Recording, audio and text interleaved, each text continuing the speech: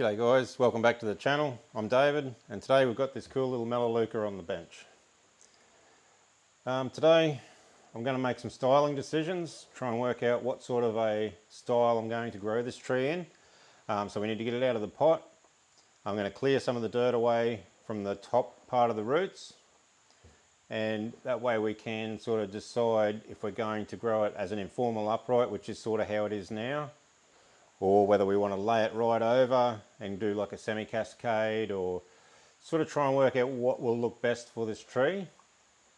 And we need to do that first, because then that will govern what branches need to go and what branches need to stay. As you can see, it's looking pretty healthy at the moment. So yeah, we'll get it out of the pot. And when we pot it up, I'm going to pot it into this plastic training pot. They're just a lot shallower than a normal plastic pot and a lot wider, so your roots will tend to grow in that wide direction like we need for our bonsai pots. And these plastic pots, I found them at our local cheap shop. I think it might have been Kong's or something, I can't remember exactly, but they were cheap as, about $7. They've got screen drainage holes on the bottom. They've got holes for wire tie downs for $7. Can't go wrong. Anyway, we'll get it out of the pot and we'll have a look.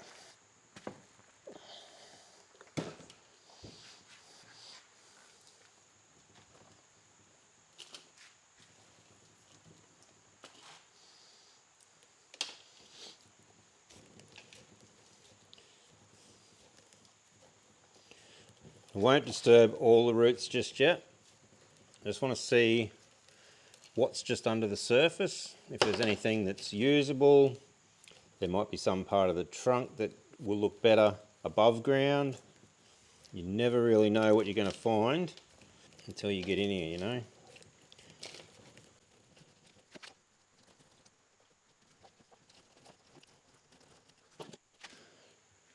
I don't know that there's anything super interesting there. It sort of continues that same size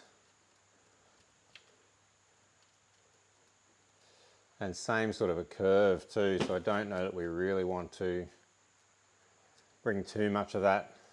I mean, if it had a bit of flare in the trunk here just below the ground, we would utilize that, but that constant curve is not cool. It just looks weird. The bit that was above the ground already looked a bit funny to me with that curve, but this is how this tree grew in nature. This is a collected Melaleuca, collected from a riverbank. It's obviously been washed over at some point, which has made it grow this really wicked curve here. But why it's grown in that way, I don't really know, but this is how it was collected. I haven't really done too much styling with it. I've cut a few branches off up top. I cut a big one off this side to make the most of this bend here. Yeah, so I don't think too much of that will be usable, but what are we going to do with it? Because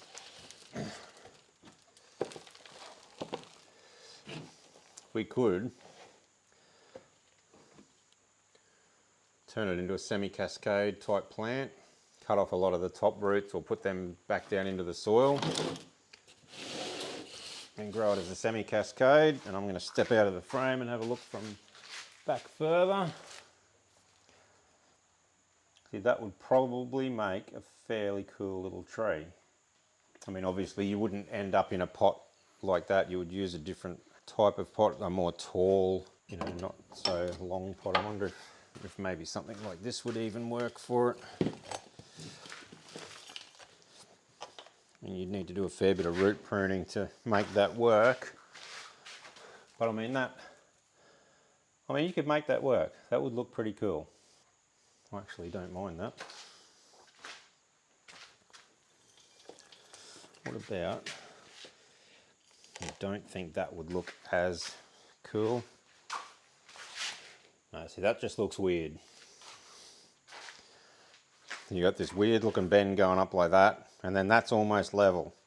Any trees I've ever seen where one of the main parts of the trunk is just level, I don't know, they just look unnatural.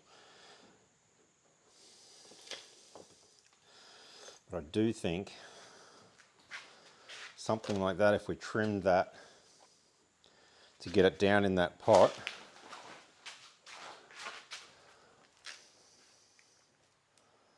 Call me crazy, but I actually like that.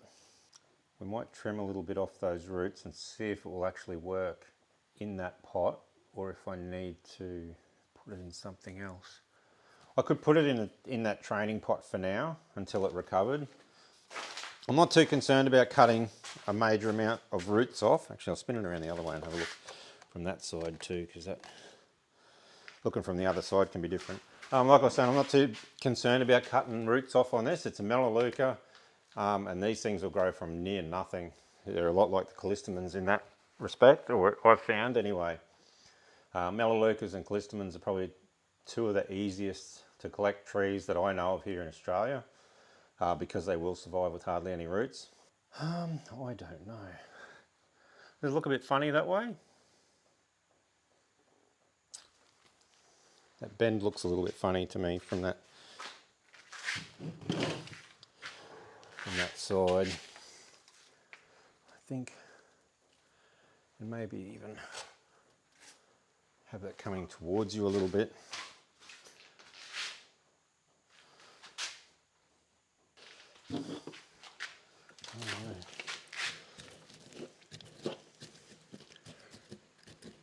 Just going to get into these roots and just loosen them up.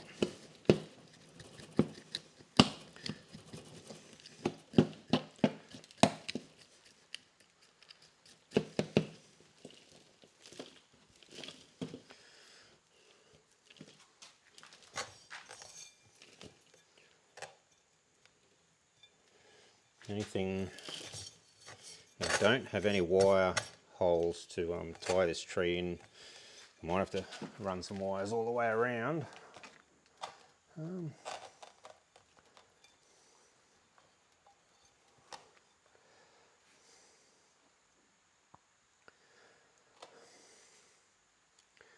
I think that could work. I do think we're onto something.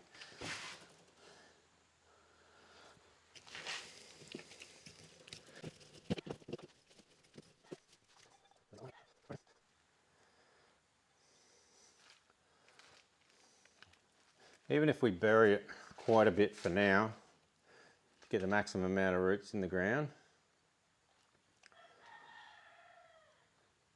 but with the idea that we slowly bring this up as time goes by and trim these roots off the top and bring it more over.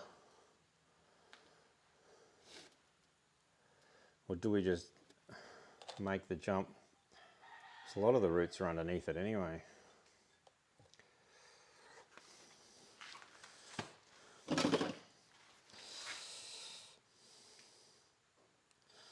Leave some of those.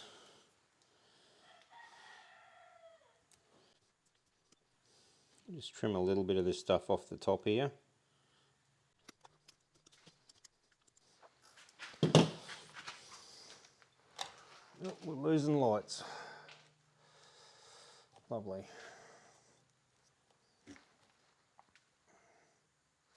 I reckon I'm going to go with that for now. I'll get it potted up and I'll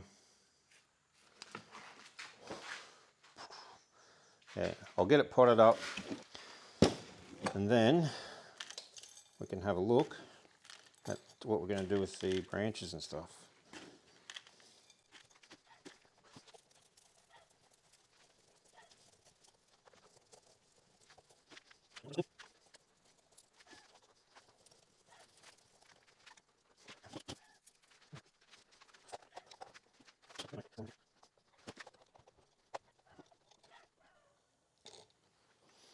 Hopefully that will keep that, sort of maintain that gap underneath that there.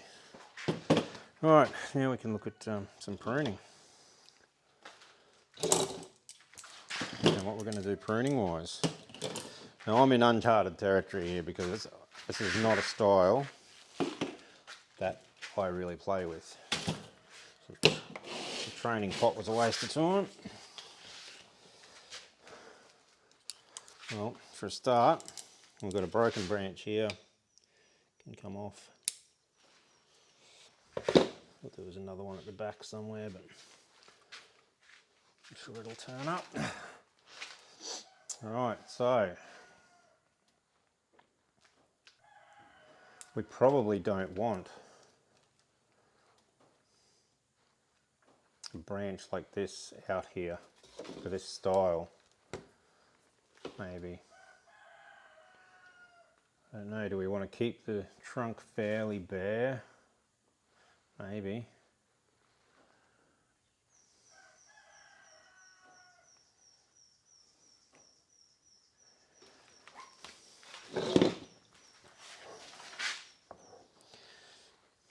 A lot of branches coming off the back.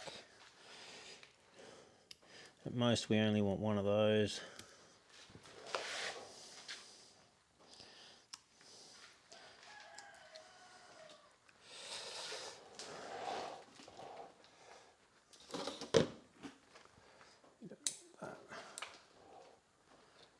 We don't want that.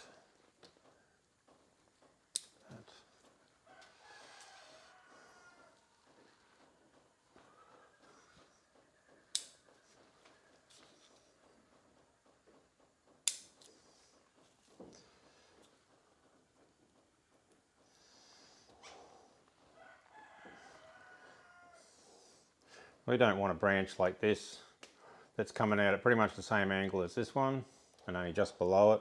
That's probably something we don't want.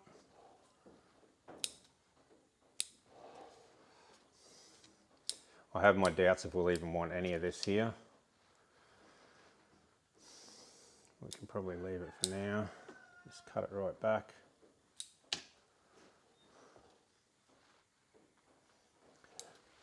And we have cut a major branch off the top here. So we have a lot of branches coming out here and they need to be thinned right back. Or this will just end up becoming a big bulb on the end.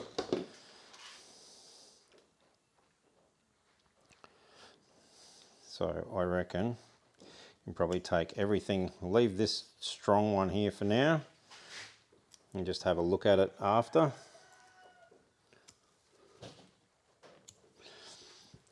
And everything else around that wound can go.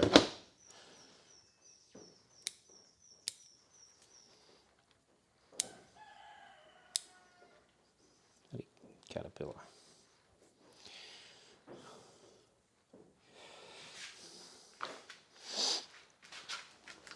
All right.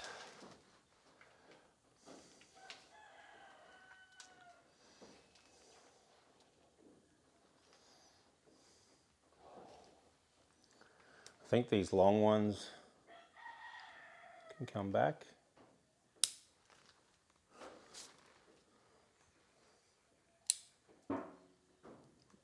And try and make them ramify out.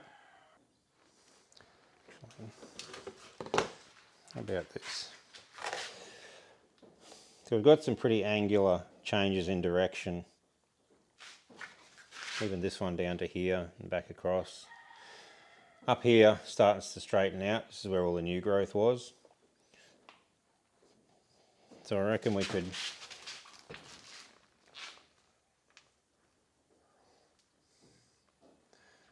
take this one here, that's sort of continuing along the same direction as this piece here. Take that, that gives you a direction change into that. And then you could even then prioritize one of these branches here. That will give you another direction change. Yeah, we'll do that.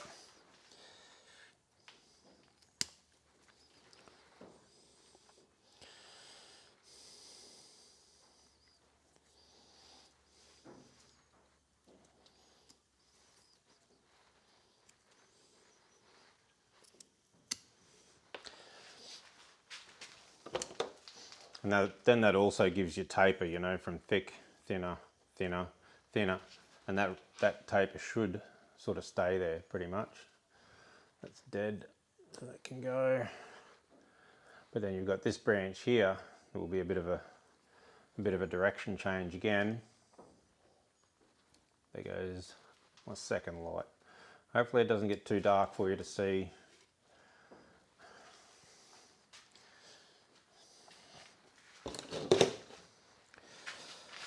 Right, do we want to do anything more? This one here is a bit of a conundrum because it's just sort of growing out across the front of everything that we've just worked on.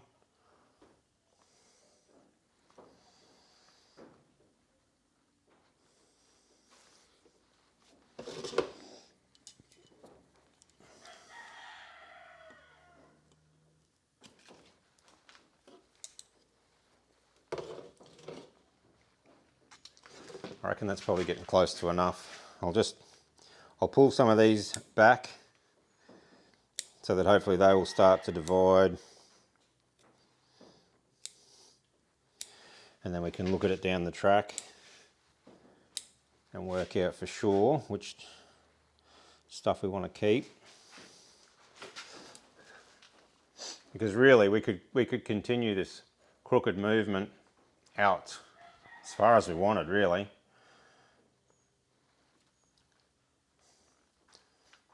And then just have this foliage pad way out there, you know, and just have this cool looking crooked trunk heading out to it, in which case a lot of this other stuff would go.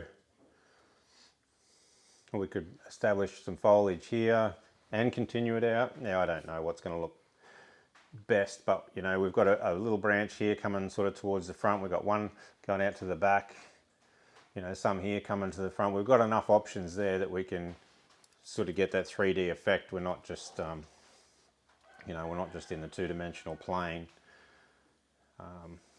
which is something that you sort of got to be a little bit careful of. You know, you can have all the twists and curves this way, but then if it's sort of all two-dimensional, the effect's not the same. But actually I'm pretty happy with that. When I came in to start this video, I had no idea really what I was going to do with it. I was so focused on this curve here that just looked bloody terrible, and I was starting to wonder if it wasn't a waste digging this tree up, but now I actually think that's pretty cool. I actually like that. Yeah, so we'll check back in a couple of months and see how he's going. So let me know what you think, and thanks for watching, and we'll catch you on the next one.